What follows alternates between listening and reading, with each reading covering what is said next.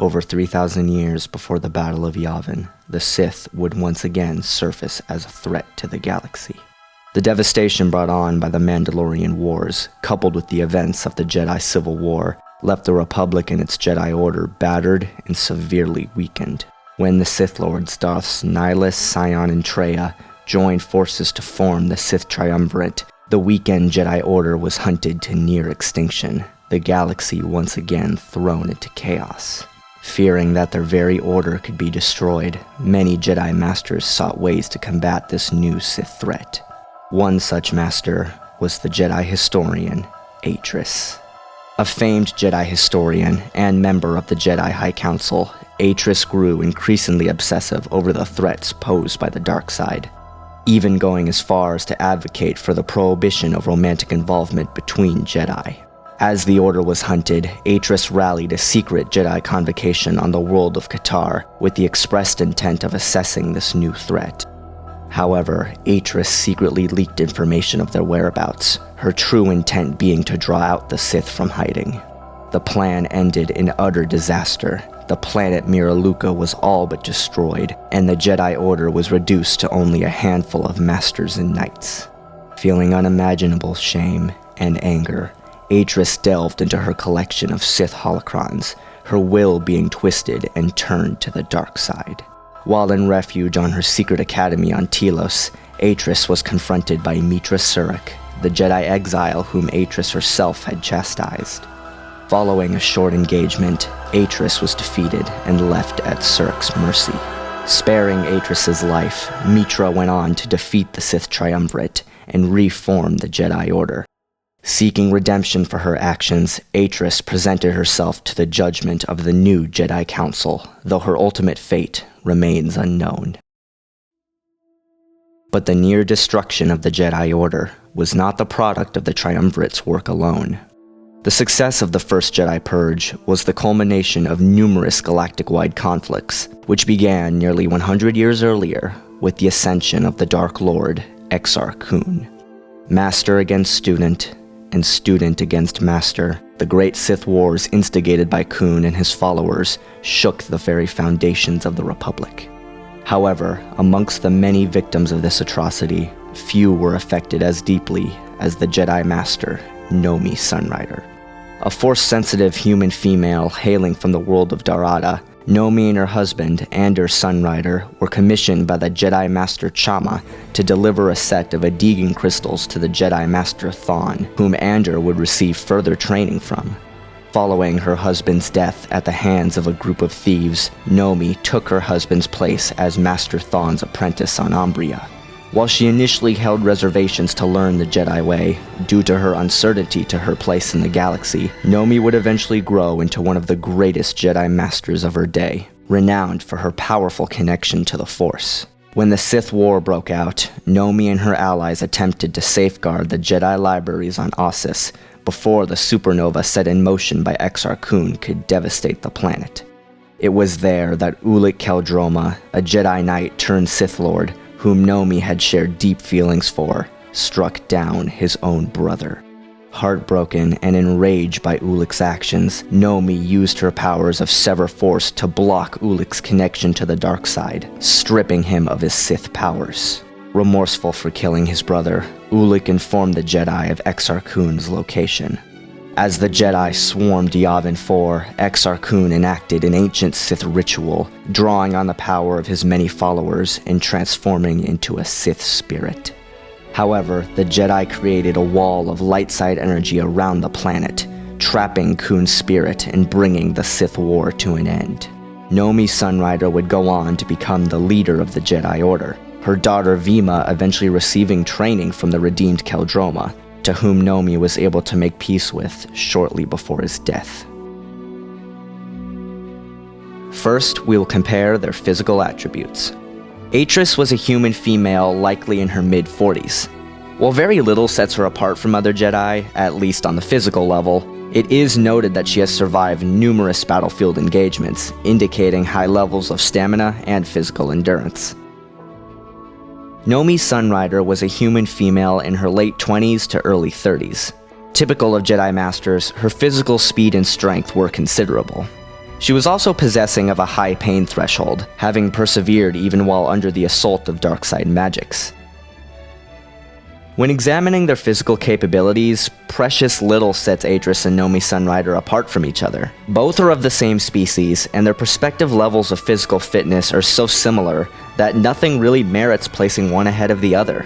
No edge will be given for physical ability. Now we compare them as martial artists and lightsaber duelists. Atris was one of the most acclaimed Jedi Guardians of her day, and according to her entry in the Knights of the Old Republic campaign guide, her primary form was Juya, the 7th form of lightsaber dueling. Also known as the Ferocity form, Juya's moves were broad and kinetic, its tenets skirting dangerously close to the dark side of the Force. Atris fought extremely aggressively, incorporating all the core elements of the form into her style, fighting with a fury that was very much in keeping with her dark practices. However, aggressive as she was, she didn't leave herself easily exposed to counterattack, a core weakness of the form, at least in comparison to other Form 7 masters. While Juya was undoubtedly Atris's preferred form, as described in the Jedi Path, Masters of Juya were required to be proficient in at least a few other forms of dueling, so as to have a basis for building their Juya. Recently, we've been presented with some source material which points to Atris possessing some skill in Jar-Kai dual blade fencing, which in turn would imply some understanding of Naman, which may have been one of the building blocks to her Juya. Overall, while she may have lost herself in the currents of darkness, Atris fought with unbridled passion and remained a highly skilled and lethal lightsaber duelist, despite the dangers to her spirit imparted by her form. While she initially refused to take up the lightsaber following her husband's death, Nomi Sunrider would go on to become one of the most adept swordswomen of her day, with greats like Thon and Vodo Sias Bas crediting her as a natural talent with the blade. Nomi Sunrider's preferred form is not confirmed in any source. However, there was more than enough presented that I was able to draft a set of statistics around her. By my own analysis, the evidence strongly suggests that Nomi's preferred form was in fact a hybridization of Shi-Cho and Ataru. Derived from ancient sword-fighting techniques, Shi-Cho, the first form of lightsaber dueling, was a staple of nearly every Jedi's training. It incorporated broad, sweeping movements, and required the user to allow the Force to flow through them, guiding their actions. However, wild and emotionally charged as the form is, its sheer simplicity is also its greatest weakness. While its deficiencies could be compensated for in the hands of a master, Shi-Cho was not oriented for combat against a single well-trained opponent equipped with a lightsaber, and instead was most useful when applied against large groups of enemies, as its random and dynamic focus made it the perfect weapon to strike out against multiple targets. More than once, Nomi Sunrider has been depicted carving her way through hordes of enemies, from the Krath cult on Onderon to the Sith Brotherhood on Coruscant. This is loose speculation on my part, but I feel Nomi's proficiency in Shi-Cho is backed up by her typical conduct in battle. Whenever confronted by large groups of enemies, she proceeds to instigate an offensive approach with her lightsaber. Not at all her typical MO. However, whenever she is pitted against a single powerful Force user, she immediately resorts to her Force abilities to incapacitate her adversary. When she does attempt to instigate an offensive approach with her lightsaber, as she did with King Amen, she was quickly outmaneuvered and struck down. The fourth form of lightsaber dueling, Ataru was a fast-paced and aggressive fighting style that relies on using every part of the body as a weapon. Acrobatics played a heavy role in Nomi's fighting style, and while Shi-Cho undoubtedly remained the backbone to her form, she could be quite aggressive when pushed hard enough, and is often depicted utilizing the Ataru opening stance in many of her duels. The hybridization of forms was a method typically adopted by Jedi who felt that certain aspects of forms suited their personal style. In the case of Nomi Sunrider, she used the random and chaotic movements of Shi-Cho to deal with large groups of enemies, while at the same time incorporating elements of Ataru to bolster her offense. While the art of swordsmanship may not be her preferred method of combat, underestimating Nomi Sunrider's skills with the blade would undoubtedly be a grievous mistake indeed. Atris and Nomi Sunrider were both highly proficient lightsaber duelists whose skills perfectly represented their fundamental mentalities in battle. However, while Nomi Sunrider is by no means a slouch in single combat, it does not take away from the fact that she is relatively weak in it, particularly against other trained Force users. Nomi views her lightsaber as more of an accessory to her Force abilities, rather than a viable offensive tactic. Atris, by contrast, has proven herself to be a far more viable martial artist. Aggressive and wild as she was, her proven effectiveness in single combat during the First Jedi Purge means that her dueling skills remained polished, even if she didn't always win. In addition, her former position as a Jedi Watchman would have placed her in regular conflict with pirates and other Force users who roam the Outer Rim, providing her with more combat experience than Nomi, if only marginally. In the end, while Nomi Sunrider is possessing of a highly varied skill set, her real effectiveness lies in her power in the Force, not martial skill. And for that reason, Atris gets the edge as a martial artist and lightsaber duelist. Now we compare their Force abilities. While the designation of a Jedi Guardian typically carries the connotation of a Jedi who specializes in lightsaber combat at the expense of their Force abilities, Atris possessed a wide variety of abilities due to her immense study into Jedi and Sith lore. Her use of basic physical augmentation allowed Atris to perform the various feats of superhuman speed and strength attributed to Jedi Masters. Her combative applications of telekinesis ranged from basic pushes to advanced shoves to thrash her enemies in combat. Her telepathic abilities were capable, though they appeared to be limited to the basic mind trick. She also possessed a pronounced skill for Force Stun, where she deadens the senses of her enemies and immobilizes them, even successfully applying it against master-level Force users. Following her fall to darkness, which was brought on by studying the secrets of numerous Sith holocrons, Atris became proficient in many abilities stemming from the dark side of the Force. She was a practiced hand in the use of Force lightning, regularly using it to torture and more often, kill. She was also capable of ripping through the Force shields of opposing Force users and choking them to death. She even possessed a limited capacity with Force Drain, where she feeds off the life force of those she kills to fuel herself, though her upper limit with such an ability remains stagnant at best. Nomi Sunrider was one of the most powerful Jedi of her day, with a deep connection to the light side of the Force. Her skills in basic physical augmentation allowed Nomi to perform the various feats of superhuman speed and strength common to all Jedi. Her skills in telekinesis were advanced, but not well defined, though I consider the use of such tactics well within the scope of her power. Nomi was also capable of Tutaminis, using it to block projectiles and even blaster bolts.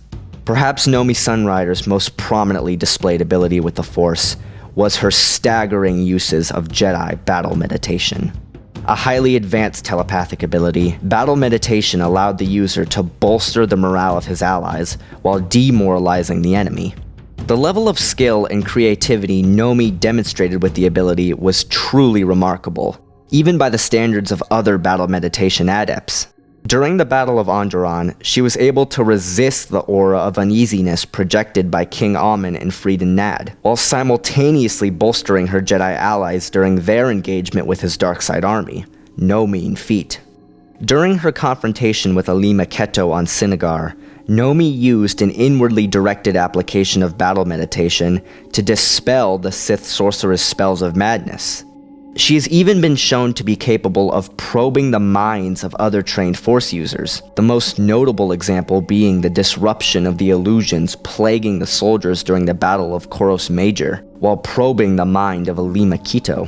She was also capable of creating a wall of light side energy to guard against dark side-based attacks, reinforcing the wall projected by the entire Jedi Order on Yavin 4 during Exar Kun's last stand. After studying under the long-lived Jedi historian Odan Nomi became adept in the Sever Force ability, which created a wall of light side energy around a chosen target, severing their connection to the Force, usually just temporarily, but permanently if necessary.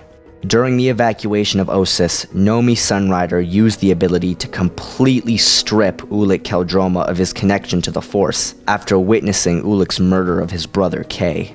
Due to Sever Force being such a labor-intensive ability, typically requiring the cooperation of multiple Jedi, the fact that Nomi Sunrider accomplished this feat without the aid of any of her companions speaks to her incredibly strong command of the Force. While some of Atris's combative abilities were impressive, there really is absolutely no contest here. The stunning array of Nomi Sunrider's Force abilities, as well as the crafty and innovative way she has applied her broad scope, puts her leaps and bounds ahead of her competition. While Nomi has never actually used Tutaminis to deflect or absorb Force Lightning, I do consider such a practice well within her scope of abilities, due to her incredible strength in the Force. Her skills in Sever Force could also play an important role in this contest. While unlikely to come up in a direct confrontation, Atris really has no defense against such an ability, meaning Nomi could disable her immediately if she chooses to open with this tactic, though again, this is unlikely. In the end, Nomi Sunrider's deep immersion in the Force, coupled with her wide array of abilities and the possible use of Sever Force, makes her the far more viable. Nomi Sunrider gets the edge as a Force user. There is very little purpose in examining the weaponry used by either Atris or Nomi Sunrider.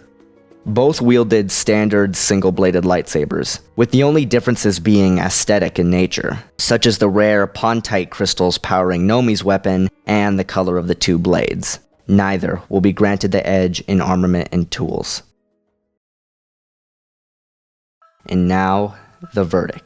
Both Atris and Nomi Sunrider were highly skilled Jedi Masters, who stand among the greatest duelists and Force users of their eras. As with various contests in the Versus series, this is essentially the quintessential match between the Jedi Guardian and the Jedi Consular, a being who focuses mostly on the development of lightsaber combat versus a being who focuses on mastery of the Force. If we just look at the straight numbers here, the outcome of this match would come out to be a draw. No edge was given for physical ability or armament, and Atris skirted the edge in lightsaber combat, while Nomi Sunrider completely swept the edge in Force abilities. What this ultimately comes down to is which of the two advantages matters more, Atris's lightsaber capabilities or Nomi Sunrider's command of the Force. In the end, I feel that Nomi Sunrider's variety, as well as the unique and creative ways she has applied her abilities, provide her with a more consistent advantage than Atris's skills with the blade. While the likelihood of Nomi severing Atris's connection to the Force outright is slim, I don't entirely want to rule it out, especially considering that such a tactic was the basis for her training with the ability under Odan-Ur.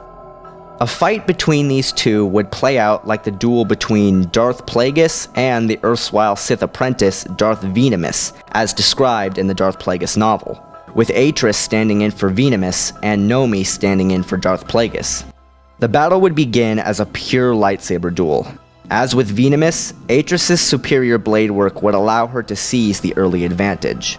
However, she would be hopelessly out of her depth once Nomi resorted to her Force abilities, dancing circles around Atris and overpowering her. I declare Jedi Master Nomi Sunrider the victor.